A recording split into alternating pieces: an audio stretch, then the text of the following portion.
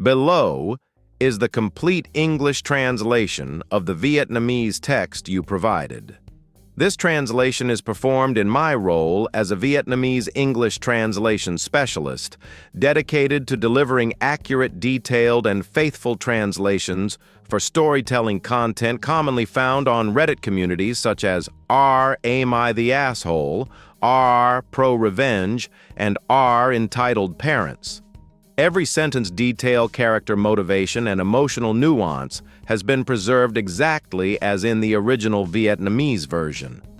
No content has been removed, altered, or added. The writing style is maintained in a clear, natural, and narrative-friendly tone suitable for voiceover reading or publication. Story 1. The Mustang and the Smoky Fire. Story. When my old neighbor moved away last spring, I honestly thought nothing could possibly go wrong. She was the kind of neighbor everyone wishes they had, kind, quiet, always smiling. But apparently the universe heard that and said, "Bet." Because the people who moved in after her, absolutely awful. And the husband, Pete, was the crown jewel of that disaster. Pete owns this shiny black Mustang, the kind that looks like it came straight from a midlife crisis catalog, and for whatever reason, he thinks the entire neighborhood needs to experience its engine at full volume. Every evening, 5 days a week, he drives up and down our subdivision, revving the engine like he's auditioning for Fast and Furious suburban drift. A lot of us sit on our back porches in the summer trying to watch TV or enjoy some quiet air. But no. Pete's Mustang has feelings and apparently needs constant validation. And it doesn't stop there. My house backs up to a 55-mile-per-hour state highway, and Pete makes sure the entire county knows when he's out for a joyride.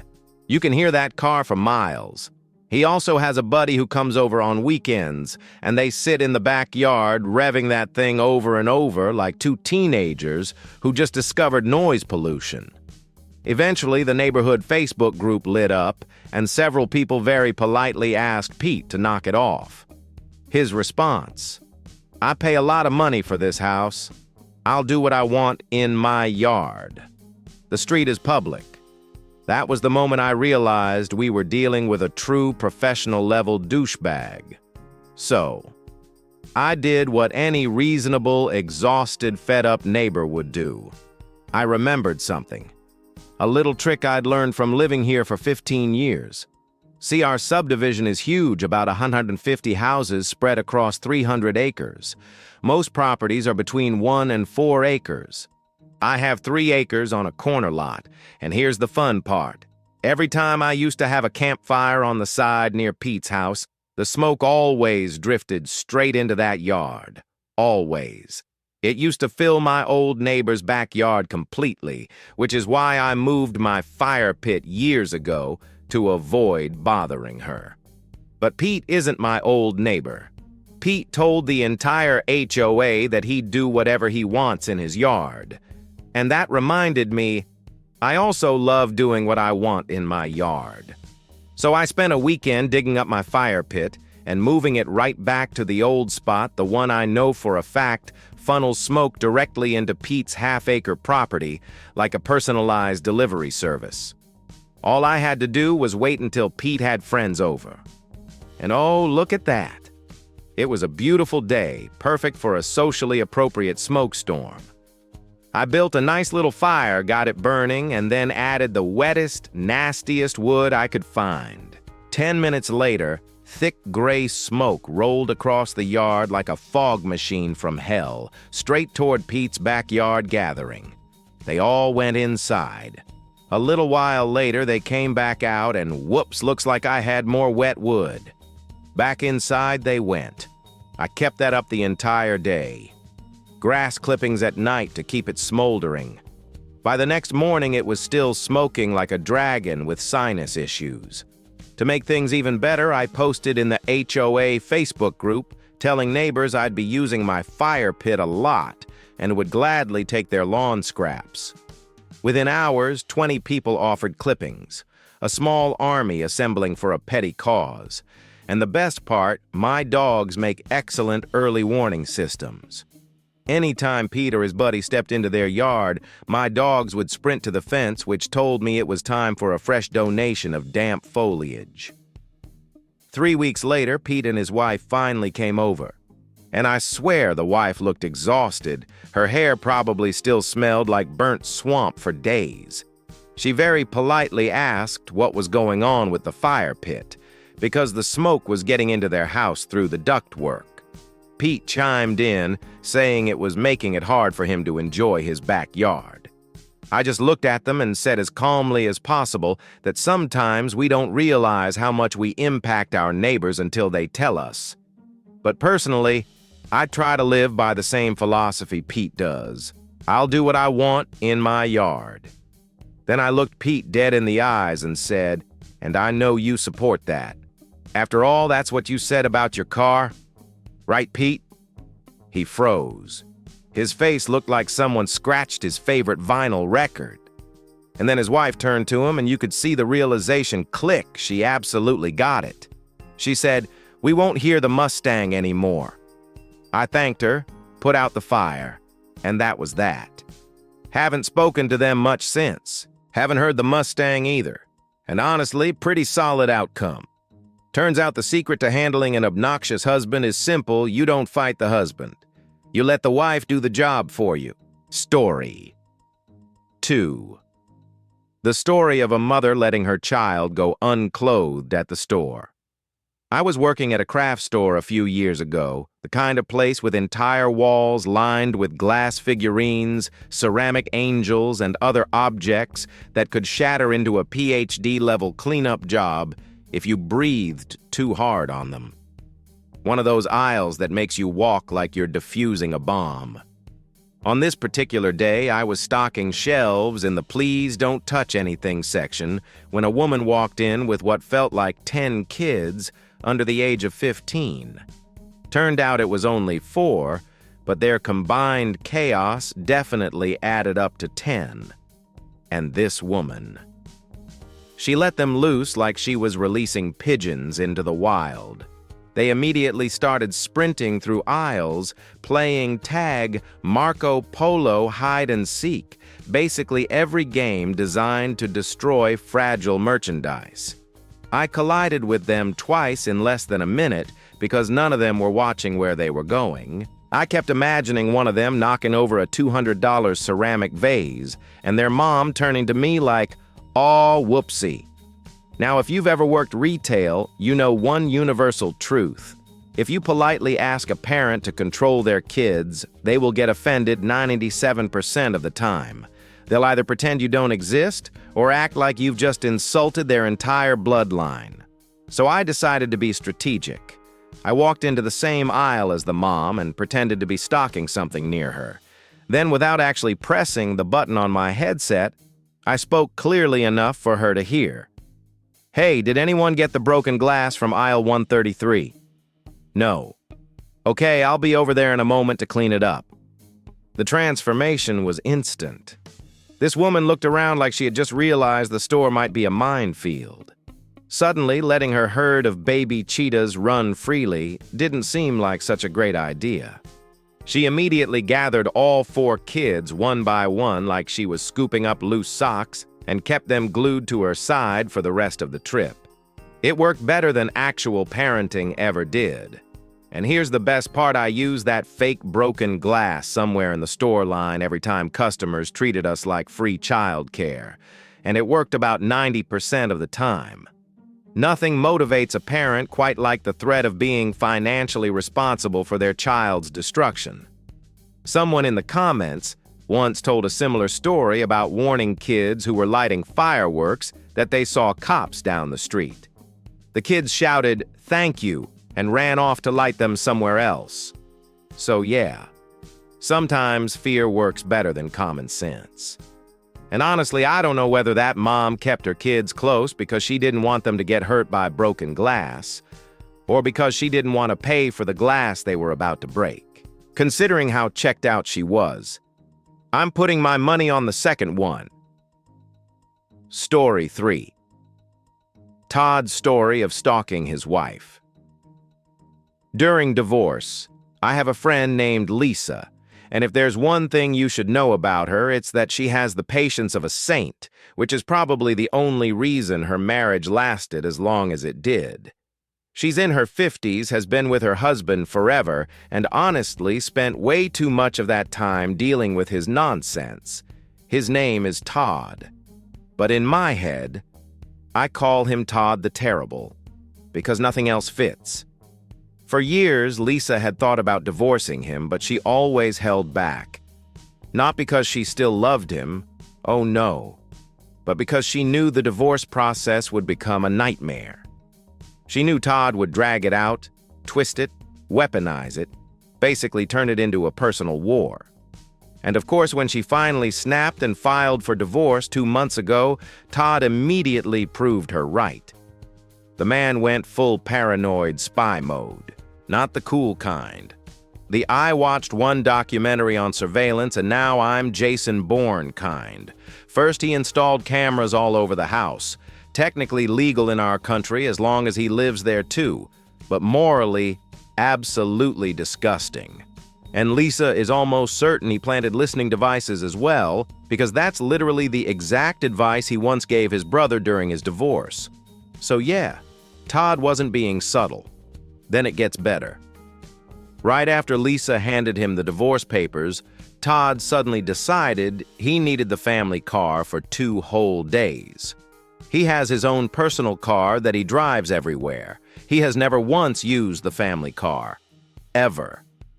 2 days is the perfect amount of time to slap a GPS tracker under the bumper hide, a recorder under the seat, maybe even plant a camera in the glove box if he watched enough YouTube tutorials. Who knows? And what was his grand excuse? He claimed Lisa was cheating, which is hilarious because in our country, cheating changes absolutely nothing. Divorce is a clean 50-50 split unless something extremely dramatic happens, like crimes level dramatic. So even if Lisa were sneaking off to rendezvous with the entire Kansas City Chiefs roster, it wouldn't change a single thing legally. Todd's tantrum was completely pointless. But try telling him that. Meanwhile, Lisa doesn't have the time or the money to get her car checked for spy gear. And the whole situation is crawling under her skin, making her feel watched in her own life, which, let's be honest, was exactly Todd's goal. So I suggested something better, pettier, more satisfying. If Todd wanted to spy on her, fine. Let him listen. Let him hear exactly what she thinks of him. Weaponize the paranoia. So now whenever she gets in her car, she puts on a little performance. Loud enough for any hypothetical microphone or several to pick up clearly. She'll say things like, "Your ego must be compensating for something because your dick is so small I need a microscope to even locate it." Or, "You're honestly the worst sex I've ever had, and that's saying something." Or, "My personal favorite, I feel bad for your next girlfriend." She's gonna need a search party to find any satisfaction.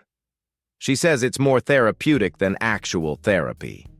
Every time she gets in the car, she imagines Todd sitting at home listening to the recording veins popping out of his forehead, wondering whether she discovered the devices or if she's just finally telling the truth out loud.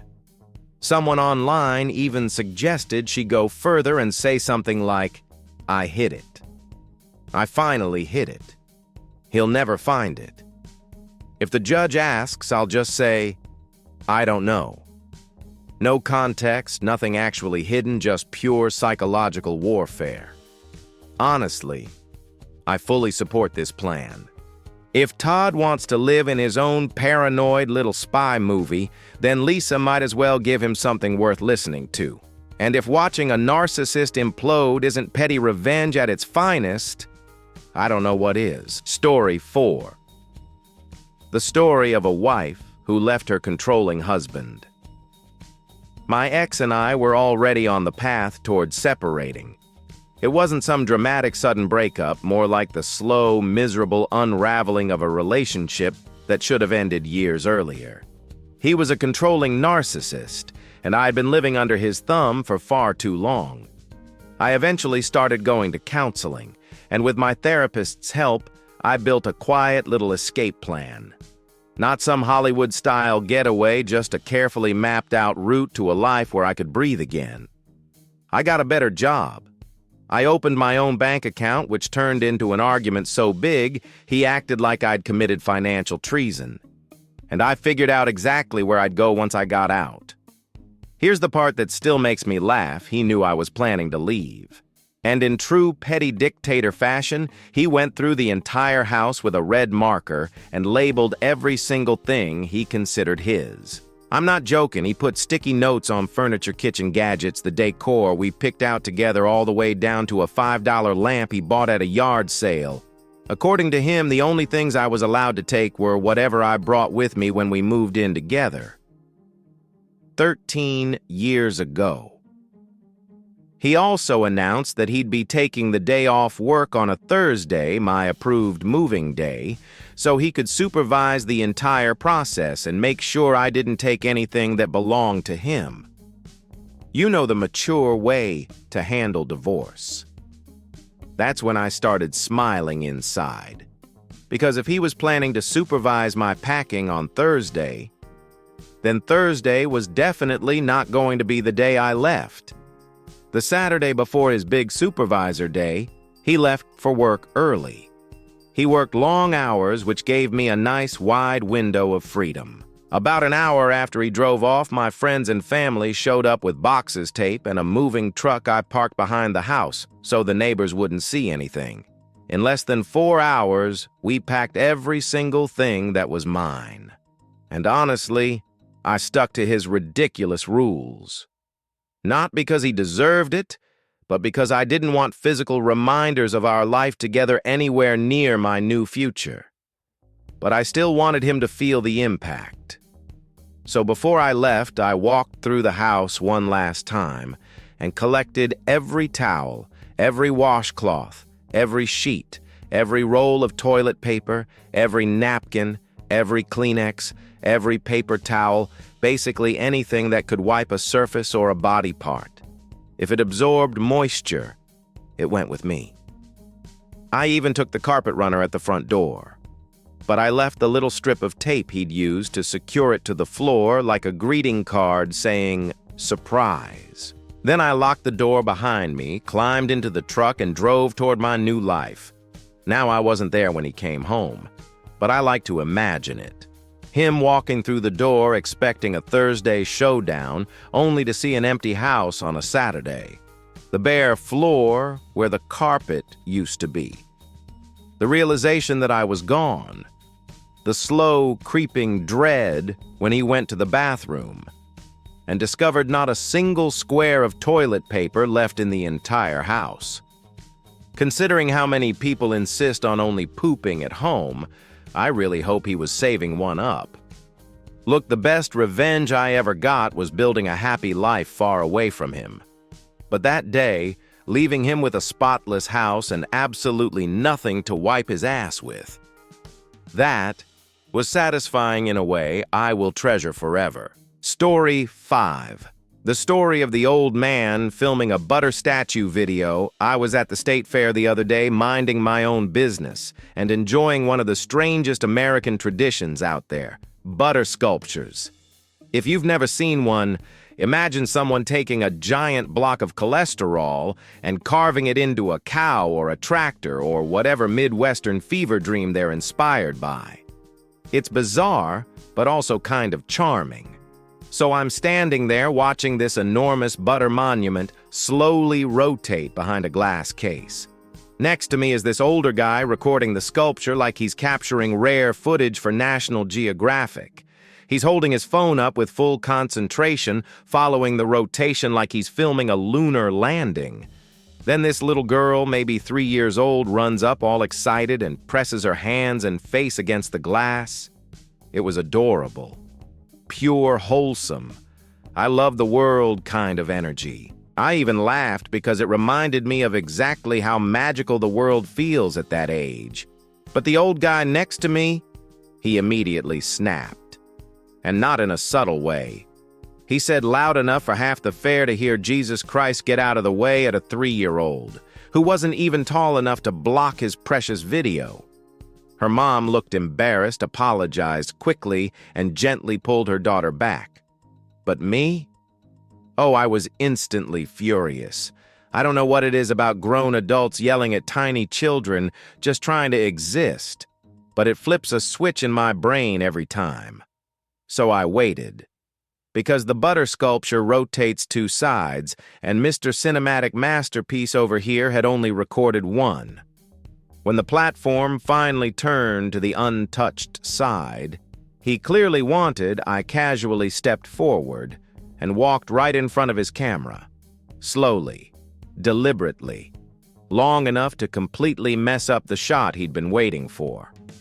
As I walked away, he barked, "You're a real butthole. You know that." I didn't even pause. I turned back and said, "Dude, what does that make you?" "You yelled at a little girl because your video didn't look perfect." He puffed up like an irritated rooster and said, "Well, you're still a butthole." I just laughed and kept walking. Before I left, I made eye contact with the little girl's mom. She gave me this huge, silent smile and mouthed, "Thank you." And honestly, that was the highlight of my entire day. I've never seen a butter sculpture worth fighting over. They're cool and all, but nothing so important that you need to scream at a toddler about it. I can just imagine this guy sending the video to his grandkids like, "Look, it's a cow made of butter," and the grandkids probably responding, "Okay. Cool, Grandpa. All that yelling just so he could film something no one actually cares about. Totally worth ruining his shot." Story. 6 dirty kitchen story. No more cooking. I have teenagers and a husband who works from home, and somehow the combination of those 2 things means our kitchen constantly looks like a documentary on domestic disasters. I work a demanding job with long hours, but I honestly don't mind cooking. I actually enjoy it. I can whip up a decent meal in under 20 minutes if I need to. But the deal in our house is simple: I cook. They clean. And apparently that agreement exists only in my imagination, because these people are completely unfazed by a kitchen that looks like it survived a tornado. Dirty pans stacked like a leaning tower, crumbs everywhere, cups in the sink like they're breeding.